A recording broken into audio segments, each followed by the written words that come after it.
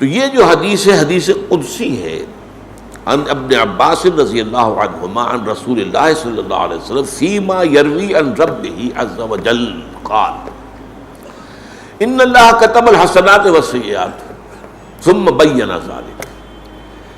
دیکھو اللہ نے نیکیاں اور بدیاں طے کر دی ہیں، یہ کام نیکی کے ہیں، یہ کام بدی کے ہیں، اور ان کو ظاہر بھی کر دیا. وہ حدیث ہم پڑھ چکے ہیں، الحلال بین والحرام بین.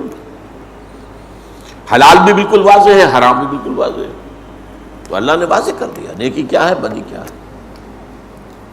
اب اس کے بعد فرمایا فمن ہم بحسنۃ فلم یعملها کتبہ اللہ عندہ حسنۃ کاملہ. جس شخص نے کسی نیکی کا ارادہ کیا لیکن اس پر عمل نہیں کر سکا، اب یہ نہیں کیا اس نے عمل، یہ بھی ہو سکتا ہے کہ حالات نے اجازت نہ دی ہو، یہ بھی ہو سکتا ہے کہ بعد میں اپنا ارادہ ہی کمزور پڑ گیا ہو، لیکن اس نے ارادہ کیا تھا، اس ارادے پر بھی اسے مکمل نیکی کی جزا مل جائے گی. من ہم بحسنۃ، ہم اہتمام جس سے بنا ہے لفظ، اسی سے ہمت کا لفظ بنا ہے. کمر ہمت کس لو جب ارادہ کر لیتا ہے آدمی. من ہم بحسنۃ، نیکی کا اس نے ارادہ کیا، فلم یعملھا، کیا نہیں یا کر سکا نہیں کسی خارجی موانع کی وجہ سے، ایسے رکاوٹیں آگے نہیں کر سکتا. فرض کیجئے کہ اپنے مال میں سے بڑا صدقہ نکالنا چاہتا تھا لیکن کسی وجہ سے مال پر ڈاکہ پڑ گیا، مال ہی گیا، اب کیسے کرے گا؟ تو یا تو کسی خارجی حادثے یا عوامل کی بنا پر نہیں کر پائے، یا یہ بھی سمجھ لیجئے کہ وہ نیکی کرنے کا وہ جو ارادہ تھا وہی کچھ کمزور پڑ گیا کسی وجہ سے، اندرونی کیفیات کی وجہ سے. لیکن اس نے ارادہ کیا تھا تو اس ارادے پر بھی کتب اللہ عندہ حسنۃ کاملہ، اللہ اپنے پاس اس کو لکھ لے گا ایک مکمل نیکی. فَإِنْ هَمَّ بِهَا فَعَمِلَهَا، اور اگر اس نے ارادہ کیا اور عمل بھی کر لیا، کتب اللہ عندہ، پھر اللہ لکھ لیتا ہے اسے اپنے پاس 10 حسنات، 10 نیکیاں. جو ہم نے حدیث پہ قرآن کی آیت پہلے پڑھی تھی، وَمَنْ جَاءَ بِالْحَسَنَةِ فَلَهُ 10 أَمْثَالِهَا.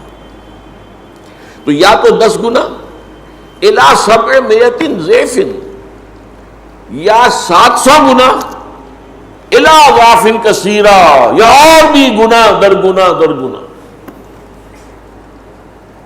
یہ ہے اللہ کا معاملہ. نیکی کا ارادہ بھی کیا، عمل بھی کیا، کم سے کم 10 گنا، پھر 700 گنا، پھر اس سے بھی جتنا آدمی بڑھا، جتنا اللہ تعالیٰ بڑھا چاہیے. یہ اس کے لیے میں آپ کو ایک اور آیت قرآن کی سنا دیتا ہوں، کیونکہ قرآن اور حدیث جو ہیں وہ ایک ہی سکے کے دو رخ ہیں، ایک ہی تعلیم ہے، ایک جو وحی جلی میں آئی ہے، ایک وحی خفی میں آئی ہے. حدیث جو ہے اکثر و بیشتر وحی خفی پر مبنی ہے. یہ آیت سورہ بقرہ کی ہے. وَمَثَلُ الَّذِينَ يُنْفِقُونَ أَمْوَالَهُمْ فِي سَبِيلِ اللَّهِ، مثال ان لوگوں کی جو اپنا مال خرچ کرتے ہیں اللہ کی راہ میں، كَمَثَلِ حَبَّةٍ، ان کی مثال ایک دانے کی سی ہے، گندم کا دانہ یا کوئی اور دانہ، چاول کا دانہ، چنے کا دانہ. اسے آپ نے زمین میں بو دیا، انبتت 7 سنابل، اب اس سے جو بھی گندم کا پودا بنا اس میں 7 سٹے گندم کے لگے ہوئے، یا مکئی کا پودا بنا مکئی کے 7 سٹے لگے ہوئے. فی کل سنبلۃ 100 حبہ، اور ہر سٹے کے اندر 100 دانے. تو کتنے ہو گئے؟ 700. وہی حساب جو اس حدیث میں آ رہا ہے، کتب اللہ عندہ 10 حسنات الی 700 ضعف، کم از کم 10 نیکیاں اور اس سے بھی بڑھ کر 700 گنا تک. اور اس کے بعد پھر یہ واللہ یضاعف لمن یشاء، اور اللہ اور بھی دگنا کر دے گا جس کے لیے چاہے گا. وہ یہاں پر آیا الی اضعاف کثیرۃ، 10 گنا، 700 گنا، اور اس کے کئی مرتبہ اس کا اور دگنے سے دگنا، دگنے سے چوگنا. وَإِنْ هَمَّ بِسَيِّئَةٍ، فلم يعملها، اور اگر کسی نے کسی برائی کا ارادہ کیا پھر عمل نہیں کیا، کتبہ اللہ عنہ حسنۃ کاملہ، تو اللہ تعالی اس کو اپنے ہاں ایک نیکی درج کر لے۔ اب یہاں میں نے ذرا غور کیا،